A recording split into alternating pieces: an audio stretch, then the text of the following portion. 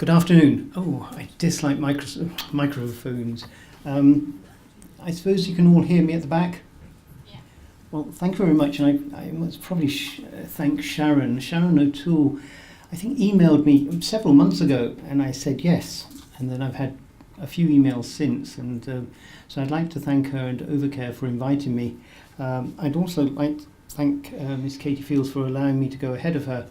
I need to pick my daughter up later on this afternoon. These talks are always very difficult to give because I don't want to lecture to you because I'm not sure that's very helpful. So what I have done, and Neve kindly prepared the slides for me, is put a few ideas together. There's only about 16, 17 slides. And then perhaps if there's questions or points that people would like to discuss, that might be more useful.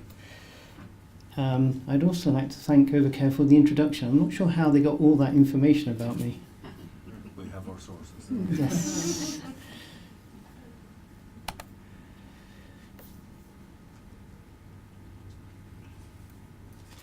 Right. An introduction. We'll talk about management, and although Ms. Fields is going to talk to you about surgery, there is a sort of philosophical change in perhaps the way we should do things or do things nowadays in reversing the sequence of looking after ladies with ovarian cancer. Clinical trials, it's something that's become very popular, and it's not always easy to do. So there are clinical trials running in this country, and I'll bring some of those up. And some of them include new drugs, which is obviously useful. And sometimes people are not only good at taking part in clinical studies, and that's the way we learn, but also it gives them access to drugs that we would not otherwise have. I'm nearly afraid to mention the word screening, but I'm sure that will come up, and not only related to perhaps ovarian cancer. And then finally is a play on statistics. What actually worries me quite a lot is sort of misinformation.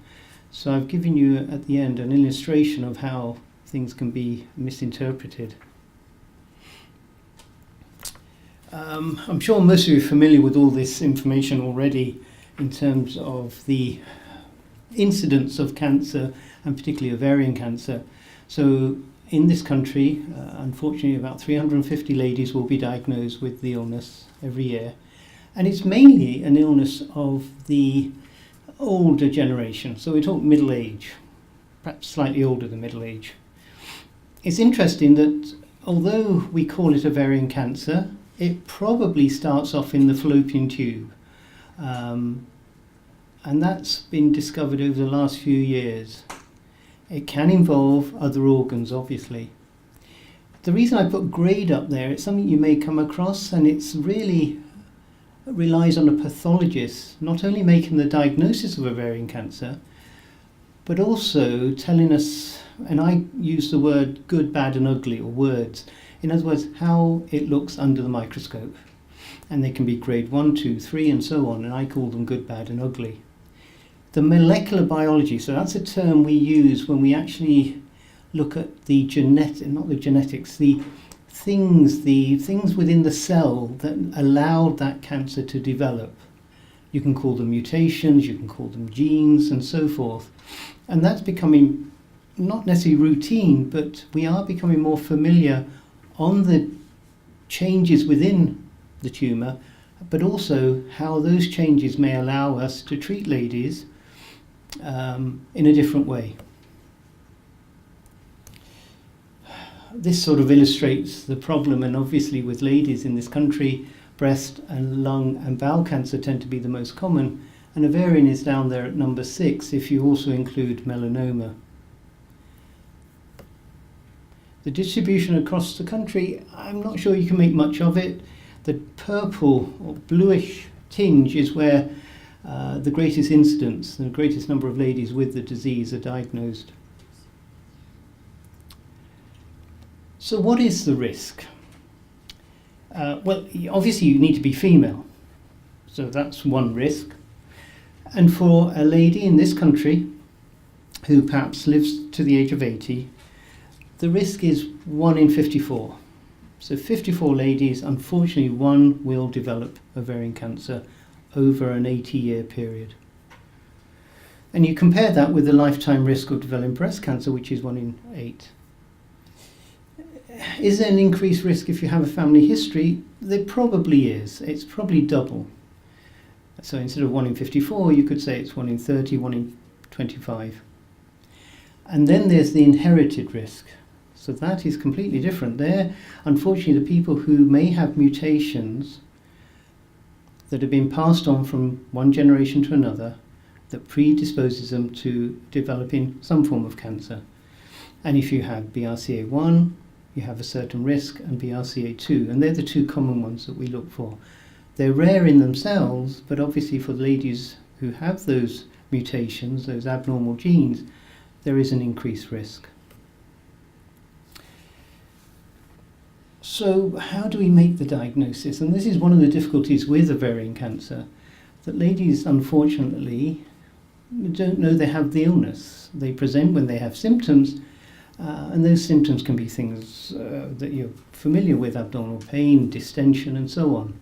It can be found incidentally. They may have had another procedure, they may have had a scan, as illustrated earlier, for something totally different, and an abnormality was discovered. And that leads to various investigations, both examination by a gynecologist, blood tests, samples being taken to confirm the diagnosis, and there are various scans, and there can be ultrasounds and CTs, for example.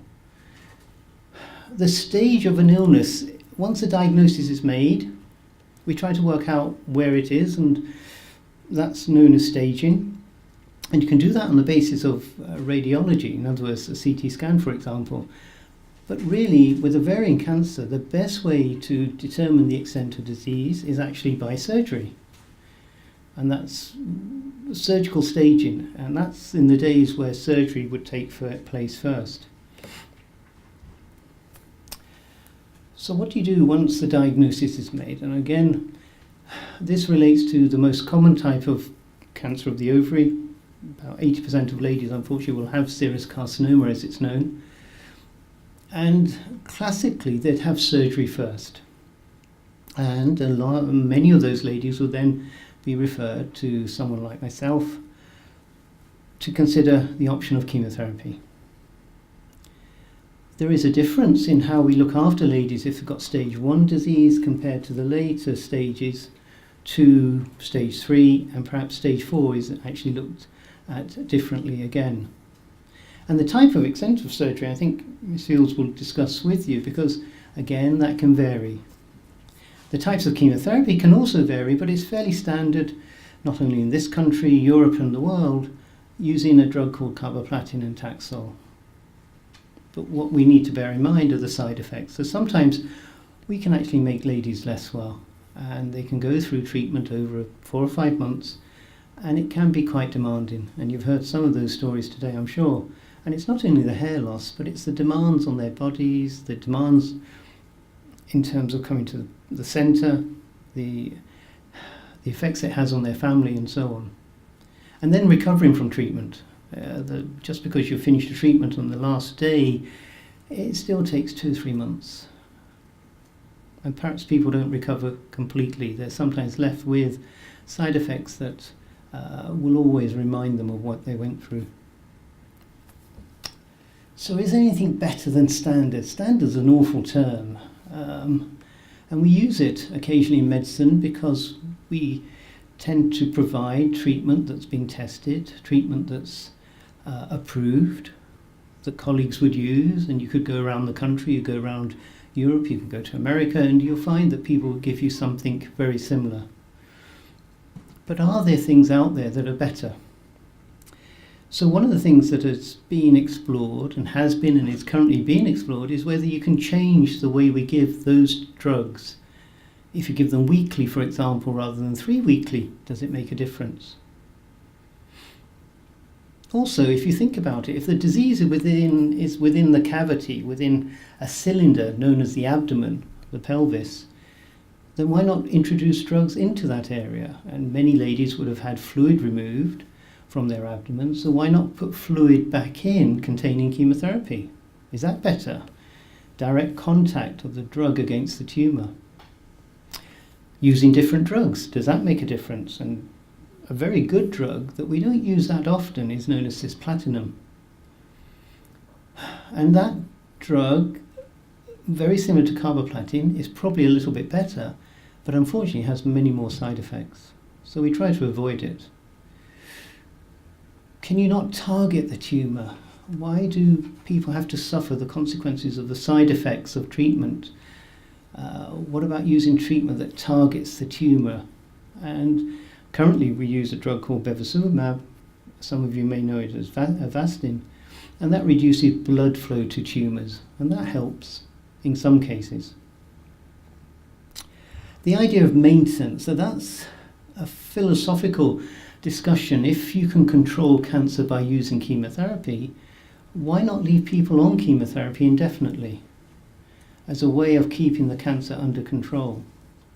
And that has been tried, and it is occasionally still used in not necessarily ovarian cancer but other types of cancer. The difficulty is the tolerance of the body. The will may be there, but sometimes the body cannot cope with treatment that's given indefinitely, and particularly with what we call the bone marrow. People's blood may not just hold up to having treatment for a long period of time.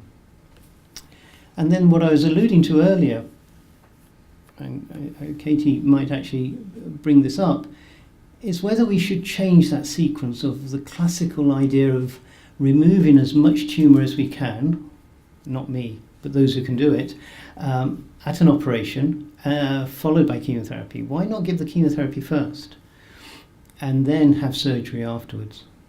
And that is more and more often used as a sequence, and it actually allows the surgeon to get access to tumour that's left behind, and ladies actually recover a bit quicker. So that's sometimes we do. It's often a discussion at a meeting where everyone talks about an individual, looks at their scans, and then we make a decision as which way is more appropriate for that particular person. Ladies will often go through their treatment, surgery, chemotherapy, and then they're in remission. And we use the word remission because we're all too scared to use the word cure. And unfortunately with ovarian cancer you can't be sure that anyone is cured. And then there's a period of follow-up. And certainly here, locally, we alternate between Mr. Hickey, Ms. Fields and colleagues and ourselves. But then you ask yourself, well, why do you need to be followed up? And that's unfortunately because there is a potential risk of the disease coming back. And sometimes to know how people are getting on and whether the effects of the treatment that we're giving them is slowly wearing off. But how do you actually monitor people? And in this case, how do you monitor ladies? An obvious thing is to ask them how they feel. Symptoms. Examination, and particularly with gynecological examination, to see if there's anything that's there that shouldn't be there. And then comes along the blood test. And I'm sure many of you have heard of the blood test, the CA-125. And this is an area of controversy and discussion. I don't recommend it in terms of follow-up. I use it while people are on treatment because it's a good way of monitoring their response or the response of their disease to chemotherapy. Because if the CA-125 is raised and it comes down, that's reassuring. But actually using it in patients who are perfectly well and just doing it to see if it's going up again actually doesn't help.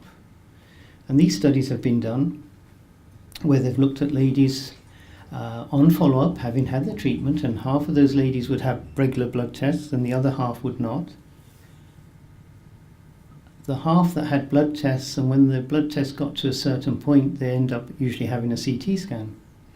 Whilst the ladies who did not have regular blood tests, they would be investigated when they developed symptoms. And obviously when you develop symptoms, there's likely to be disease, and they go on to treatment. Interestingly, the ladies who have the regular blood tests and often have a CT scan will actually start treatment at least 5 months earlier than the ladies who do not have the blood tests. And that sort of makes sense, because you'd all say, well, if you have a blood test, it'll lead to a scan, and then perhaps we can start treatment earlier when the disease is less obvious. The difficulty is, it doesn't actually result in ladies doing any better. And it leads to a lot of anxiety, a lot of scans that may not be necessary, and so on. So it's an area of controversy.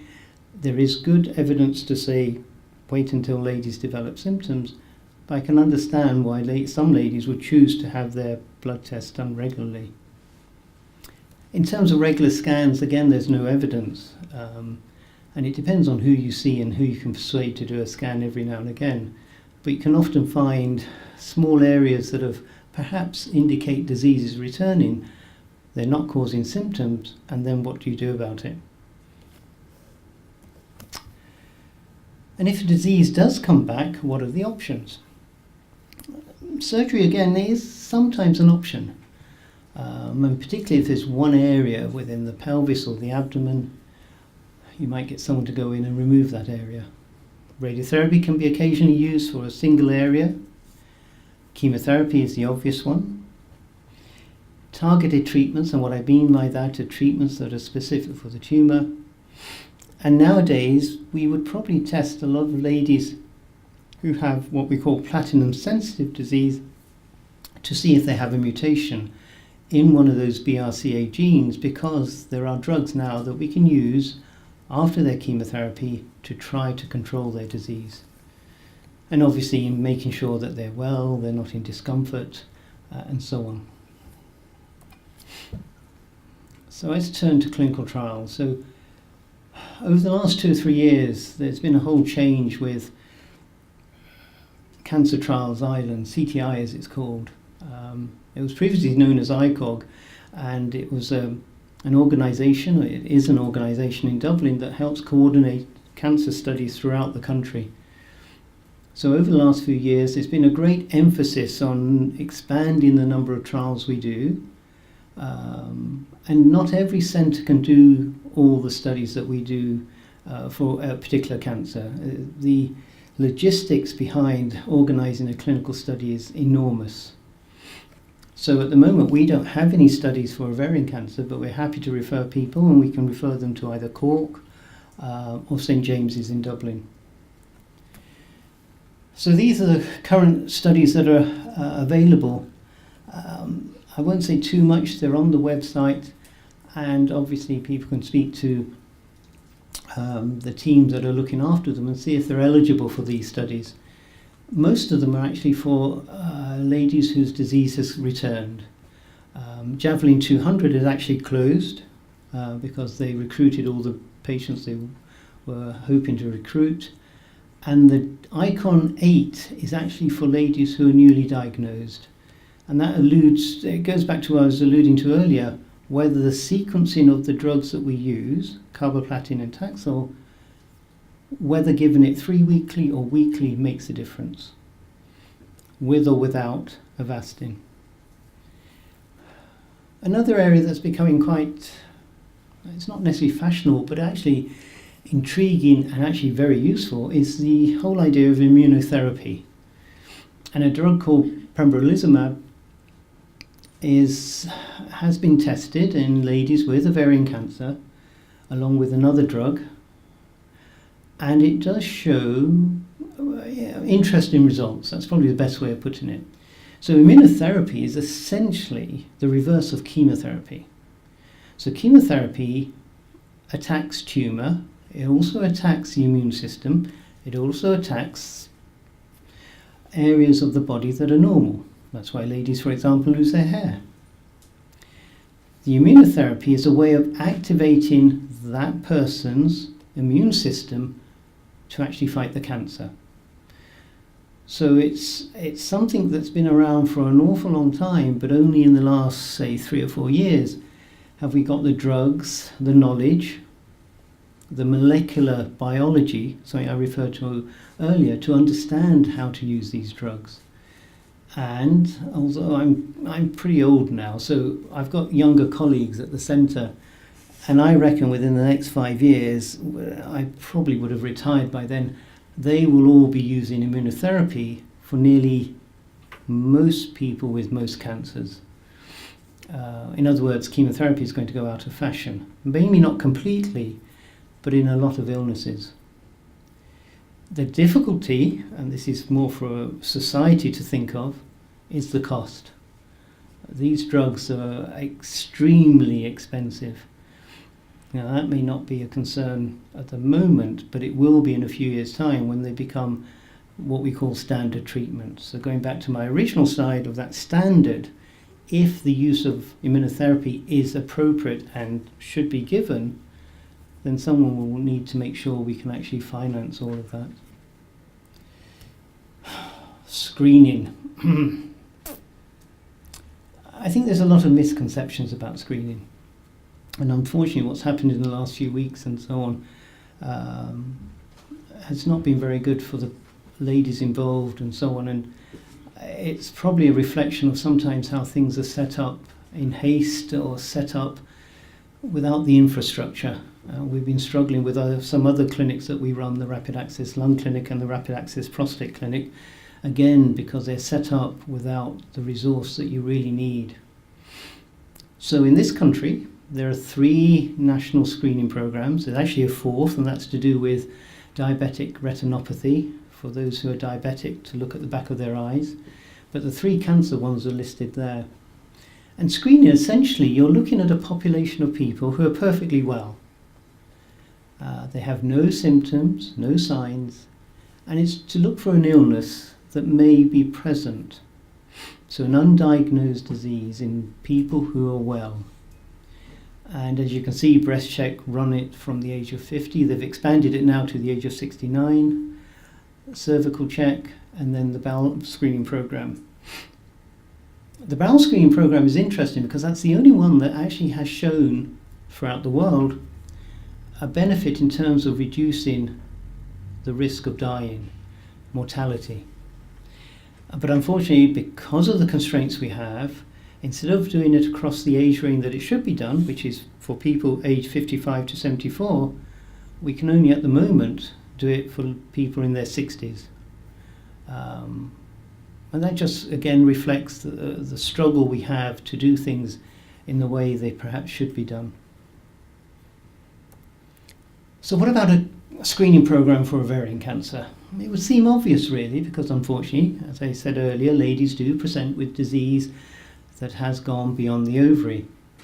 So there's 2 studies that I've looked at, and the UK one was actually started when I was in the UK and run by colleagues of mine in St Bartholomew's. Anusha Menon, Professor Menon, is one of the leads who continue to do this study because it's been running for over, I think it's about nearly 25 years now. And that in itself reflects how difficult it is. If you have to run a study that long to see whether it makes a difference, it tells you something about how difficult it is. So what they did in the UK is that over 200,000 ladies were invited and split into 3 different groups. One group had no intervention, in other words, no tests. Another group had the blood tests, the famous CA125, on a regular basis. And another group had ultrasound scans, let's just call them that. And there's no difference in the overall mortality of those 3 different groups. There was unfortunately a false positive rate. In other words, there were ladies who were thought to have a malignancy, cancer, based on those tests, either the blood tests or the ultrasound, and that led to an operation, but there was no cancer. So that's the problem with screening programs. They're not they're not diagnostic tests. And therefore you can have ladies who do not have malignancy, or who unfortunately go through a lot of anxiety, a lot of intervention, perhaps even surgery, only to be told it was a false positive. That could be a relief, absolutely. But there can be consequences of having an operation. and that sometimes brings about its own problems. So, based on the UK study at the moment, and it is a study, there's no screening programme in England, Scotland or Wales, you'd have to screen 641 ladies every year for 14 years to prevent one death from ovarian cancer. So at the moment, that's not recommended. In America, they did something similar, and this was also to do with prostate, lung, and ovarian cancer. And again, they showed there was no benefit from doing blood tests or these scans.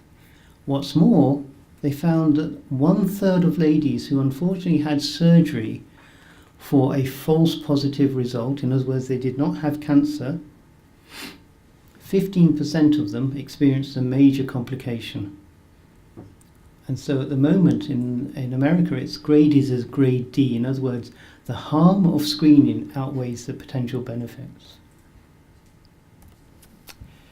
This is from the UK screening programme website, and you can see the three groups illustrated just about. And essentially at the moment, it's saying that the actual number of lives saved could be from 0 to 4. So at the moment, they cannot recommend it as a screening program that should be used outside that study.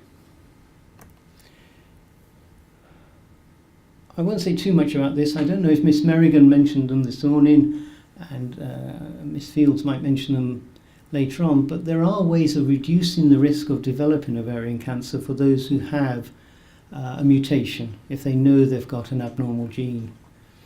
But that in itself can have consequences. If you remove the ovaries at a young age, then obviously that has an effect on the whole body and the person and their family. But in terms of screening, the UK have got a different study which actually is looking at that group of ladies who are at high risk, and the idea of using blood tests and scans rather than having to undergo surgery. Now that is a difficult topic. If you know you have a BRCA1 or 2 mutation, do you opt for screening, blood tests, scans every 4 to 6 months? And if so, for how long? Or do you take the option of having your tubes and ovaries removed?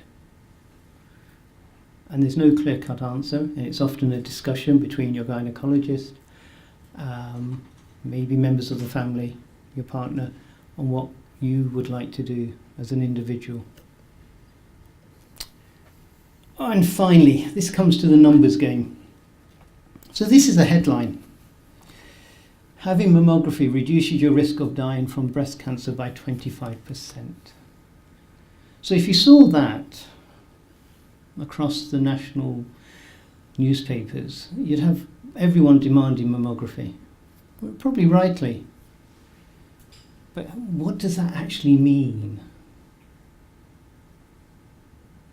I won't ask any of you, because I don't, well, you can ask, but I don't think anyone is going to say, but it looks great, it really does. But this is how to interpret it, hopefully. Okay, so if you have 1,000 ladies who do not have mammography, 4 will die from breast cancer over a 10-year period. So say we've got 1,000 ladies who are 50 or 60 years of age, over 10 years, 4 will die, and they've never had mammograms. If you have 1,000 ladies, same age, who have mammography regularly,